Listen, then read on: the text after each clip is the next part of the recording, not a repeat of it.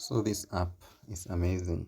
You can have lessons like treble clef, introduction to music notation, learn about how notes are written, go to the next chapter, so on. And then it gives you some quiz whereby if you get to this point, you choose whether you want to have the circular letter names or the keyboard or the extended keyboard. I'll show you the first option where we have the letters down here, and the first note is a G. It produces the sound if you play the right note. If you get a wrong note, it shows you in green the right note, and then will not move forward until you say continue. Then you continue, and so on. So that is the lessons. What's amazing about this is that it has very progressive lessons, but what I really love to use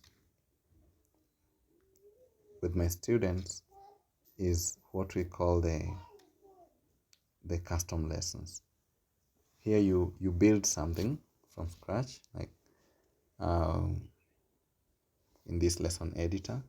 Like if you have taught your child, your learner, C, D, and E, come to the treble clef, select the treble clef, and if you have already taught the child C, B, A on the bass clef, you can choose the bass clef too, and then move to the next where you highlight what you want to have in your lesson, in your quiz. So I left C, D, E there, select on the bass clef, and then C, B, A, and I remove everything else. Next, I choose the number of questions I want for this learner, the frequency, how often the clef should switch, and then the timer mode. This is usually challenging. You can leave it off for now. If the learner is advancing, then you can use it. And then question types, all these settings, then go to the next. Name it CDE, CBA. Describe for learner B. And then save it. Now this feature, this is a paid feature, CDE-CBA. This is a paid feature. You cannot create custom lessons if you haven't purchased, but it's very cheap. I think it's $5 or 500 shillings, Kenya shillings, or something close to that. Very cheap, but very, very good app.